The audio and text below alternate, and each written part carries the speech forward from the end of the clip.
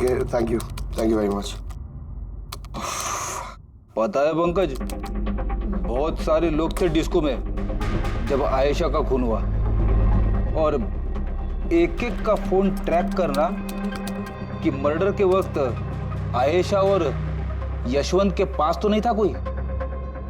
ये मेरी तो आंखें दर्द करने लगी है।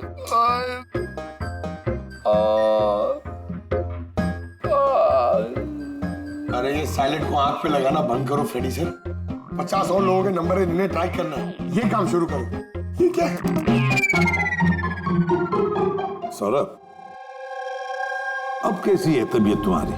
शरीर के जख्म तो आज नहीं तो कल ठीक हो जाएंगे सर, लेकिन जो मैंने उस दिन देखा वो शायद जिंदगी भर मेरे दिमाग से कभी भुला नहीं पाऊंगा। ना मैं कल पब जाता और ना ही मुझे आयशा की चीख सुनाई देती। लेकिन आयशा के पीछे पीछे तो तुम गए थे, उसने तुमसे ठीक से बात नहीं की, इसलिए। ये बात सच है सर कि मैं आयशा के पीछे गया, क्योंकि जब मैंने उसे ड्रिंक ऑफर की तो उसने मना कर दिया सर, और इनफैक्ट उसने मेरी इंसल्ट भी की, तो मुझे बहुत बुरा लगा सर, इसलिए मैं उसके पीछे गया।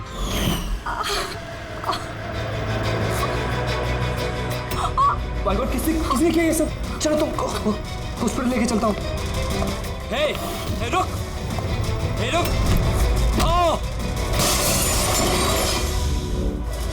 और फिर?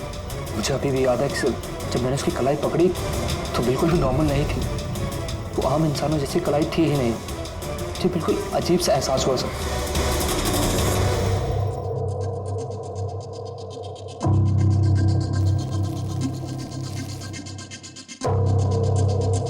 तो आप कह रहे हैं डॉक्टर साहब कि इस गन पे कुछ चिपचिपा सा लगा हुआ है? हाँ, और वो चिपचिपी चीज रबर टाइप की है, वो जैसे सेलो टेप में होता है ना, वैसा। Cello tape gun? ओह, तो खूनी ने पहले से गन वहां वॉश बेसिन के नीचे छुपा के रखी थी, तो ये मर्डर एक प्लान्ड मर्डर था। हाँ, लेकिन ये गन जिससे यशवंत का खून हुआ है और ये कांच जिससे आयशा का खून हुआ है, इन दोनों पे भी कोई भी उंगलियों के निशान नहीं मिले। लेकिन भाई, इस कांच के टुकड़े पर एक खास तरीके की कुछ केमिकल लगा हुआ है, जैसे कि वो प्लास्टिक केमिकल। अब ये इस पर क्यों लगा हुआ था, इसका क्या इस्तेमाल है, ये पता लगाना भी बाकी है। लेकिन यही केमिकल इस गन पर भी लगा हुआ है, दोनों पर। डॉक्टर साहब, आप तो कह रहे थे कि इस गन पे वो सेलो टेप का गम लगा हुआ था। वो तो है ही, उसके अलावा ये भी है।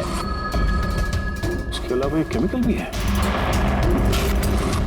यानी ये दोनों मर्डर, इनका आपस में कोई ना कोई कनेक्शन जरूर है, और जुबिन का और प्रीति का दोनों क्राइम सीन पे होना कोई सहयोग नहीं था। बिल्कुल, तुम बिल्कुल ठीक कह रहे हो। और तुम्हारी बात ये एक और चीज प्रूव करती है, इन दोनों की लाशों पर मुझे एक जैसे फेरोमोन्स मिले। फेरोमोन्स यानी वो केमिकल जिनसे खुशबू आती है? हाँ, यशवंत और आयशा, इन दोनों की लाशों पर एक जैसी खुशबू। इसका मतलब बात साफ है, या तो दोनों एक जैसा परफ्यूम लगाते थे या फिर दोनों का खून ही एक ही था। जनरली एक औरत लेडीज परफ्यूम लगाती है और एक आदमी जेंट्स परफ्यूम। अब ये दोनों एक ही तरह का परफ्यूम लगाए, चांस थोड़ा कम है, यानी इन दोनों का खूनी तो एक ही है। आयशा की मौत के बारे में दो बातें पता चली है, एक उसकी दोस्त तनीषा ने बताई और दूसरी सौरभ ने बताई। तनीषा ने बताया कि खूनी ने आयशा को वहां उस पब में से भाग जाने के लिए कहा। अब दुनिया में ऐसा कौन सा खूनी है जो जिस इंसान को मारने गया है उसी से कहता है कि तू यहां से भाग जा? तो फिर खून करने आया ही था क्यों? नहीं नहीं नहीं नहीं नहीं नहीं, गड़बड़ है, कुछ ना कुछ तो गड़बड़ जरूर है। और सर वो दूसरी बात कौन सी? दूसरी बात सौरभ ने बताई। सौरभ ने कहा कि खूनी की कलाई कुछ अजीब सी थी, आम इंसान की तरह नहीं थी कलाई। शायद कलाई में रिस्ट वॉच या ब्रेसलेट हो। फ्रेडी जरा दिमाग लगा के बोलो, समझे? सर, हाँ, सर दोनों क्राइम सीन में एक नंबर कॉमन है सर। किसका क्राइम? आयशा के बॉयफ्रेंड विशाल का सर। विशाल? विशाल? ये विशाल तो कॉफी शॉप में दिखाई नहीं था, तो फिर ये कॉफी शॉप में पहुंचा तब?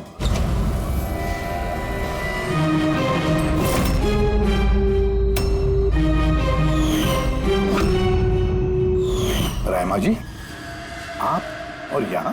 अब सर ये मेरा ही घर है, लेकिन आप लोग यहाँ पर कैसे? डॉक्टर यशवंत की खूनी के बारे में कुछ पता चला? रहमा, ये लोग कौन हैं? सीआईडी ऑफिसर्स हैं। सर प्लीज आप लोग आइए ना, प्लीज कम।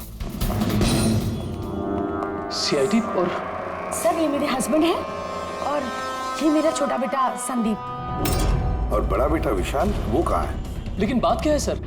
मनन जी, बात यह है कि हमें शक है कि डॉक्टर यशवंत और आयशा के खून में हमें लगता है शायद विशाल का कोई हाथ है।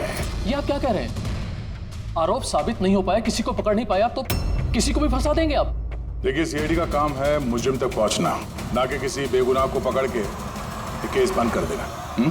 अब जरा प्लीज विशाल को बुलाइए। भैया खून नहीं कर सकते, आप प्लीज उन्हें पकड़ के लेके नहीं जाना। संदीप बेटा, हम तुम्हारे भैया को पकड़ने नहीं आए और ना हम ये कह रहे हैं कि तुम्हारे भैया ने कुछ किया।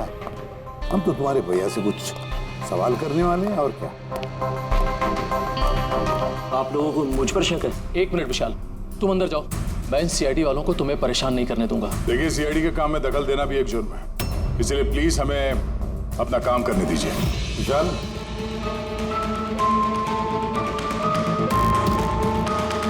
डॉक्टर यशवंत की मौत हुई थी कैफे में, और तुम उस वक्त उस कैफे में थे। क्यों? किस लिए गए थे तुम? सर, मैं तो वहां पर जुबैन और प्रीति से मिलने गया था। मुझे नहीं पता था कि यशवंत अंकल वहां पर मम्मी से मिलने आने वाले हैं। आयशा के साथ तुम्हारी अनबन चल रही थी ना? मुझे बहुत बड़ा सदमा लगा है उसकी मौत का। पता नहीं उसके बिना मेरी लाइफ अब कैसे कटेगी। मैं कुछ दिन अकेला रहना चाहता हूँ। ठीक है, जा सकते हो तुम।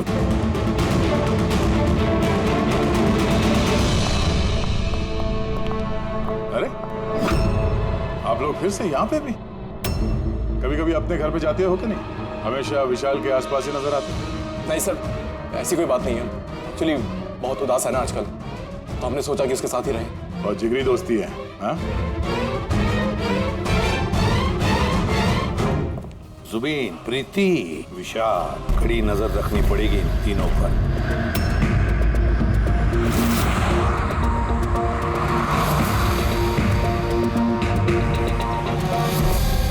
तीनों के घर पे इतने कैमरा फिट किए ना फ्रेडी सर, अगर मक्खी भी मिठाई में बैठेगी ना तो पता चल जाएगा। वैसे काम वाला, दूध वाला और सब्जी वाला, इनके जरिए खुफिया कैमरा बिठाने का आइडिया बड़ा अच्छा था। अच्छा था ना?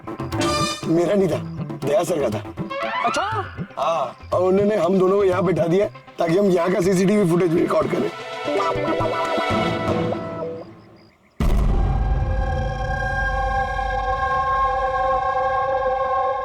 अरे बॉस, बॉस एक बहुत ही बड़ा सुराग हाथ लगा है जो इस केस की जड़ तक पहुंचा सकता है हमें। तू तो कब बताएगा? अरे बता रहा हूं ना। तो फिर बताना जल्दी यार। अरे यार, सांस तो लेने दो। तुम्हें याद है वो टूटे हुए ग्लास पर और गन पर मुझे वो प्लास्टिक केमिकल मिला था? हाँ सर, क्या है वो केमिकल? वो है ग्राफीन, जो नकली चमड़ी, आर्टिफिशियल स्किन बनाने के काम में आता है। Artificial skin? हाँ, prosthetic skin. Prosthetic skin, prosthetic. Daya, याद है सौरभ ने क्या बताया था कि खूनी के हाथ में उसने कुछ अजीब सा देखा था। Prosthetic skin, prosthetic arm. तो ये खून किसी रोबोट के जरिए तो नहीं हो रहे? अच्छा, खूनी का यूं मदद मांगना ऐसा तो नहीं कि ये खून अनइंटेंशनली हो रहे हैं, बिना चाहे? नहीं दया, बिना चाहे खून कैसे हो सकता है? रही बात इस रोबोटिक आर्म की, ये रोबोटिक आर्म तो किसी के इशारे पर ही चलेगी ना। क्या समझे? ऐसा कोई आदमी है जो इस रोबोटिक्स में, प्रोस्थेटिक आर्म बोल, रोबोटिक आर्म बोल, पूरे रोबोट के बारे में अच्छी तरह से जानकारी रखता है? हाँ है डॉक्टर जैस्मीन। मिलते हैं इस डॉक्टर जस्मीन से।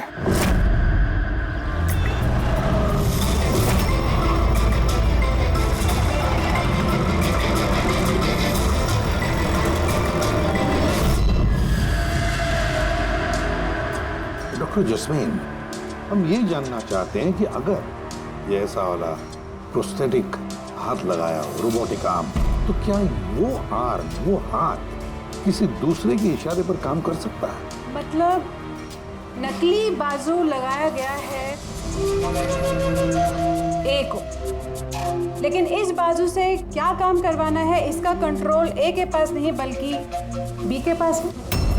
क्योंकि हमें शक है कि इस केस में खून अपनी मर्जी से नहीं कर रहा है, कोई और उससे करवा रहा है। सर ये सुनने में जितना मुश्किल है दरअसल नामुमकिन नहीं है। जैनिश जरा दामिनी को अंदर भेजो। हाँ वही मरीज जिसका कल टेस्ट हुआ था। मरीज?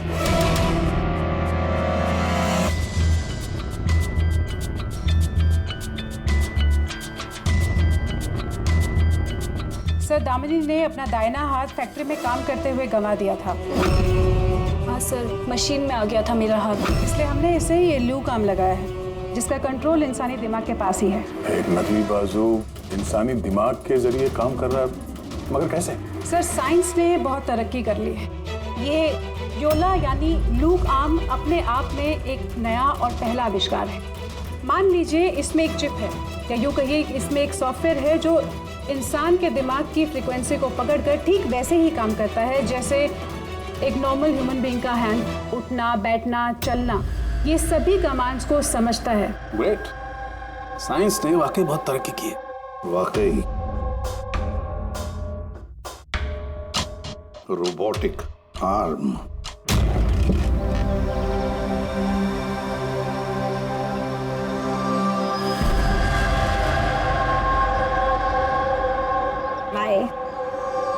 वहाँ हक कर रहा है, इधर हम दोनों गाड़ी में बैठे हुए हैं।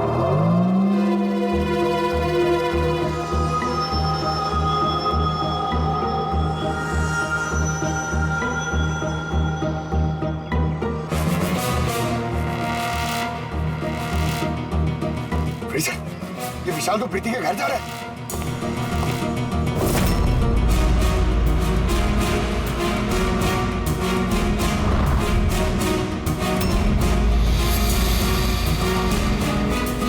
विशाल, तुम टेंशन मत लो, किसी को कुछ भी पता नहीं चलेगा।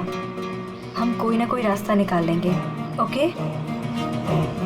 ये लो, कॉफी पी लो।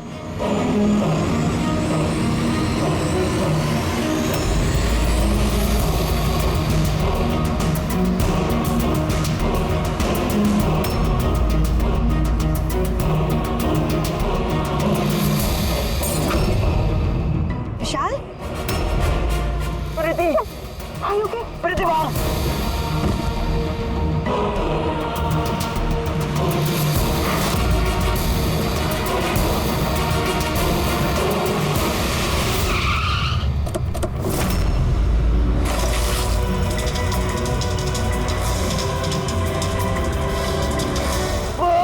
विशाल नहीं, विशाल छोड़।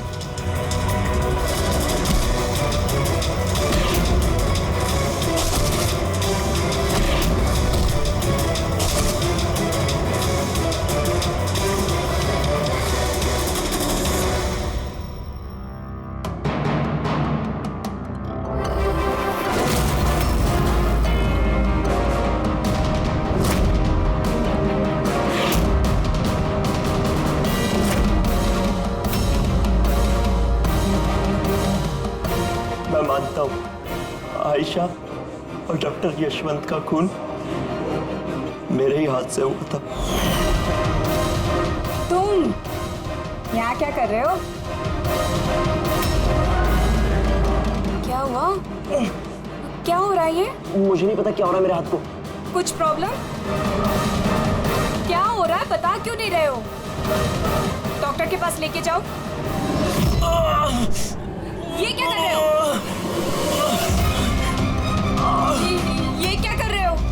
आयशा भागो यहाँ से, भागो, मैं बोलता हूँ ना भागो। आयशा!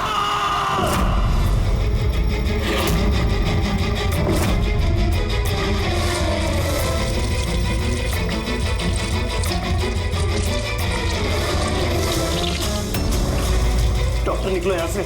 क्या कर रहे हो? मैं क्या करूं सर, मेरे हाथ पर कोई कंट्रोल नहीं। क्या? तुम्हारे हाथ पर कंट्रोल ही नहीं रहता? इसका क्या मतलब है? न जाने अचानक कभी कभी क्या हो जाता है। इसीलिए तुमने आयशा को वहां से भाग जाने के लिए कहा? हाँ सर, मैंने आयशा को वहां से भागने के लिए कहा था। आयशा भागो यहाँ से, भागो। और मैंने पूरी कोशिश करी थी कि मैं डॉक्टर यशवंत पर गोली ना चलाऊं। डॉक्टर यहाँ से जाओ। एक बात बताओ, क्यों गए थे तुम कैफे में? मैं वहां पर डॉक्टर यशवंत से अपना हाथ फिक्स कराने गया था और जुबीन, प्रीति मेरी मदद कर रहे थे, क्योंकि मैं अपने घर पर नहीं बता सकता था कि आयशा का मेरे हाथों से खून हुआ। मैं जानता हूं सर, मेरी बात पर यकीन करना बहुत मुश्किल है, लेकिन सच यही है, खून मैंने नहीं बल्कि मेरे हाथ ने किया है। डॉक्टर जस्मीन, ये विशाल जो कह रहा है, क्या ये सच है? मेरा मतलब है, क्या ये मुमकिन है कि एक रोबोटिक आर्म अपना ही दिमाग डेवलप करता है और फिर उसी दिमाग को लगा के कुछ भी कर सकता है? चांसेस कम है सर, मगर हाँ, अगर हाथ के अंदर लगे सॉफ्टवेयर को कोई हैक कर ले तो ऐसा हो सकता है। क्या? प्रोस्थेटिक हाथ में लगा हुआ सॉफ्टवेयर हैक किया जा सकता है? हाँ दे, हैक हो सकता है, पॉसिबल है। जब हैकर इस नकली हाथ की चिप हैक कर लेता है तो ये नकली हाथ उस आदमी के दिमाग से नहीं चलता जिसके शरीर में ये लगा है, बल्कि ये नकली हाथ चलता है हैकर के दिमाग से। मतलब किसी ने विशाल के इस रोबोटिक आर्म के सॉफ्टवेयर को हैक किया और फिर उससे खून करवाया। सर, इससे अच्छा तो मैं एक बाजू के सहारे ही अपनी जिंदगी काट लूं, जो हाथ दूसरों की जान का दुश्मन बन जाए। ऐसा हाथ मुझे नहीं चाहिए सर। विशाल, एक बात बताओ, तो तुम्हारा ये हाथ तुमसे कहता है कि वो किसी को मारना चाहता है, तब तुम क्या सोचते हो? क्या होता है तुम्हारे दिमाग में? कैसी अवस्था होती है तुम्हारी? सर, 2-3 मिनट लगते हैं। मैं पूरी कोशिश करता हूं अपने हाथ को काबू में करने की, लेकिन 2 मिनट के बाद जीत मेरे हाथ की होती है सर।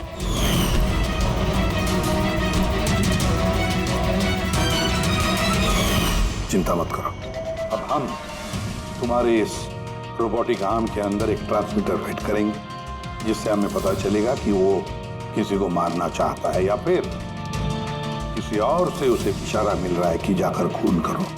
ये भी हमें पता चल जाएगा। वैसे एक बात बताओ विशाल, ये तुम्हारा असली हाथ गंवाया कैसे? सर, मैं पिछले साल खंडाला जा रहा था और एक रोड एक्सीडेंट।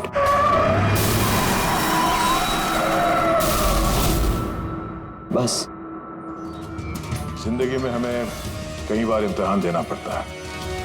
सर, मेरे इम्तिहान तो खत्म होने का नाम ही नहीं ले रहे हैं। जब नकली हाथ के साथ जिंदगी जीने की आदत डाली तो उसी नकली हाथ ने मेरी जिंदगी बर्बाद कर दी। विशाल, तुमसे वादा करता हूं कि ना तुम्हें एक हाथ के साथ जिंदगी गुजारनी पड़ेगी और ना ही वो असली मुजरिम आजाद घूम पाएगा।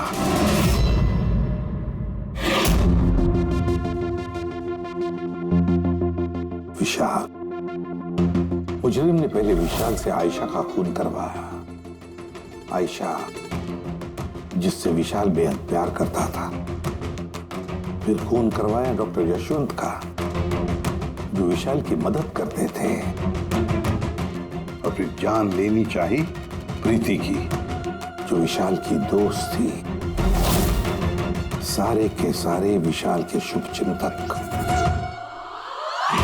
सारे के सारे विशाल के आसपास वाले, सब के सब विशाल के करीबी।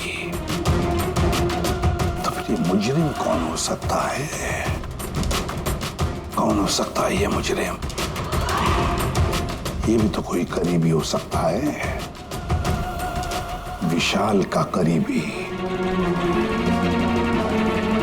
पंकज, विशाल के एक्सीडेंट के सारे डिटेल चाहिए मुझे, सारे के सारे। हेलो सर, मैं जसपाल। कंप्यूटर एक्सपर्ट जी। कंप्यूटर हैकिंग जानते हो? बड़े से बड़ा कंप्यूटर हो या कोई सर्वर, चुटकियों में हैक कर सकता हूँ। रोबोटिक आर्म का सिस्टम हैक करना है, कर सकोगे? जी सर, बिल्कुल। ये रहे सारी डिटेल्स।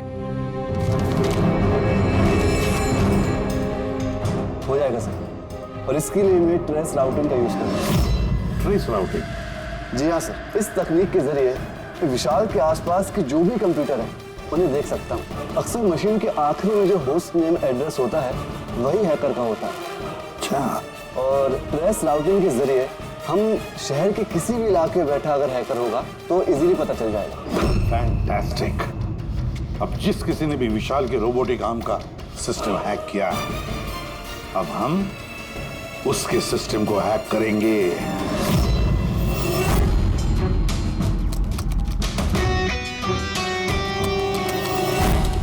ये देखिए सर, इस वक्त विशाल के आसपास ये सारे कंप्यूटर चालू हैं और इन्हीं में से एक कंप्यूटर है उस हैकर का। बस एक बार पता चल जाए वो कंप्यूटर कौन सा है, फिर हमारा काम आसान हो जाएगा। जसपाल जल्दी करो, हमारे पास वक्त बहुत कम है। विशाल ने आज मुझे घर पे क्यों बुलाया है? अंकल आंटी भी नहीं है और पता नहीं क्या बात है।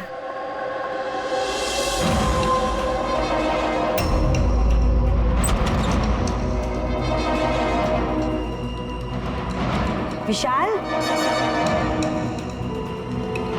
विशाल। प्रीति, यार तुम जानते हो तुम्हें मुझसे खतरा है, उसके बाद भी तुम यहाँ पे दोबारा आ गई। विशाल, तुमने तो मुझे फोन करके यहाँ बुलाया। मैंने? हाँ।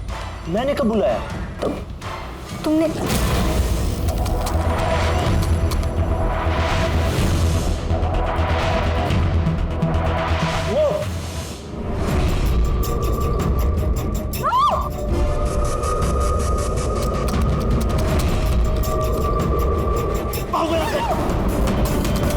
विशाल, विशाल प्लीज भागो यहाँ से।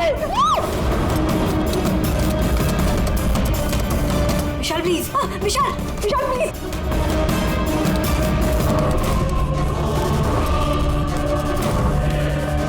यस सर, उस हैकर की लोकेशन मिल गई है।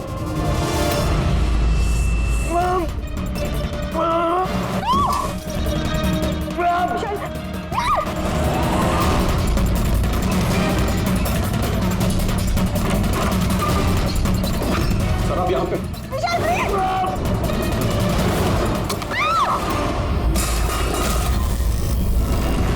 बहुत हो गई हैकिंग।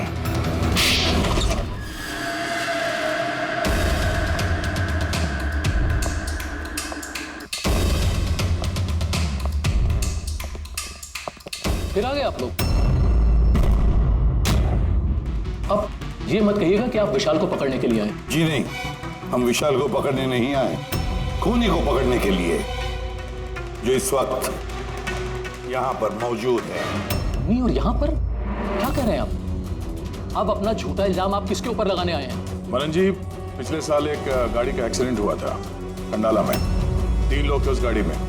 22 साल का लड़का विशाल, 15 साल का बच्चा संदीप और 9 साल की छोटी बच्ची सोनिया। गाड़ी विशाल चला रहा था। कार का एक्सीडेंट बहुत बुरा था। बच्ची सोनिया की जगह पे मौत हो गई और संदीप पैरालाइज हो गया। ये अभी चल नहीं सकता। ये सब आपको कैसे पता चला अंकल? इस एक्सीडेंट में सबसे कम चोट लगी विशाल को। हालांकि जो चोट लगी वो कम नहीं, विशाल को अपना हाथ गंवाना पड़ा। वैसे विशाल आपका सौतेला बेटा है ना? सर विशाल मेरे लिए सके से भी बढ़कर है। सर आई रिक्वेस्ट यू, आप विशाल के लिए सौतेला शब्द यूज मत कीजिए सर। आई एम सॉरी मनन जी। काश सभी माता पिता आप जैसा विचार करते हैं। काश रहमा जी ऐसा विचार करती है ना रहमा जी? वैसे आपके मन में बहुत गुस्सा है ना विशाल के लिए, क्योंकि विशाल की वजह से आपको अपनी सगी बेटी गंवानी पड़ी और आपका सगा बेटा जिंदगी भर चल फिर नहीं सकता। आप क्या कहना चाहते हैं? हम क्या कहना चाहते हैं वो अभी पता चल जाएगा। पंकज,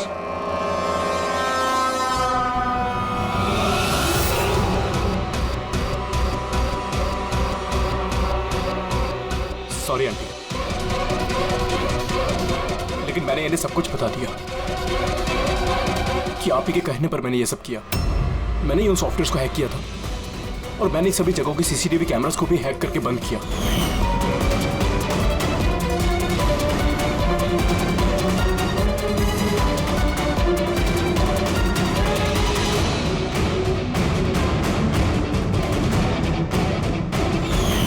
विशाल से बदला लेने के लिए पहले उसकी गर्लफ्रेंड को मारा, उसके बाद उस डॉक्टर को जो विशाल की मदद कर सकता था, उसके बाद प्रीति पर हमला। ये सब करने के लिए मुझे आंटी ने ढेर सारे पैसे दिए थे।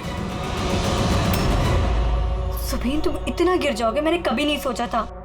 चलिए, सच्चाई अब आप सबके सामने आ ही गई है, तो मैं आप सबको यह भी बता दूं कि मैं तुम्हें मारने के बाद खुद मनन को भी मारने वाली थी, क्योंकि जिस तरह से मेरे अपनों ने चोट खाई है, मैं भी चाहती थी कि विशाल भी उसी दर्द से गुजरे, उसे भी उतनी ही तकलीफ हो। वो एक्सीडेंट था, एक गलती। गलती? तुम्हारी एक गलती की वजह से मेरी पूरी जिंदगी में अंधेरा छा गया। तुमने लापरवाही से गाड़ी चलाई और सजा किसको मिली? मुझे और मेरे बच्चों को। मम्मी, मैंने हमेशा तुम्हें मां नहीं भगवान समझा। अगर ये सब करके तुम्हें सुकून मिल रहा था तो मुझसे एक बार कहा तो होता, मैं अपनी जान दे देता। मुझे तुम्हारी जान नहीं चाहिए थी, मैं तो तुम्हें जीते जी दुख भरी जिंदगी देना चाहती थी। और आप सब मुझे दोष नहीं दे सकते, क्योंकि मैंने जो कुछ भी किया वो मैंने ममता के लिए किया। राइमा जी, मां इतना हल्का शब्द नहीं जो किसी औरत को मुजरिम बना दे। अरे मां तो वो होती है जो सिर्फ अपने ही नहीं दूसरों के बच्चों को ममता, प्यार और स्नेह से देखती है। विशाल भले तुम्हारा सगा बेटा नहीं था, लेकिन बेटा तो था ना, वो तुम्हारे परिवार का हिस्सा था। वो कोई मां अपने बेटे से बदला कैसा ले सकती है? हाँ? वो भी इस तरह का बदला। दो लोगों को जाने गंवाई पड़ी। नहीं राइमा जी, बहुत गलत किया तुमने, बहुत गलत। कानून तुम्हें कभी माफ नहीं करेगा, कभी माफ नहीं करेगा। कड़ी से कड़ी सजा होगी तुम्हें।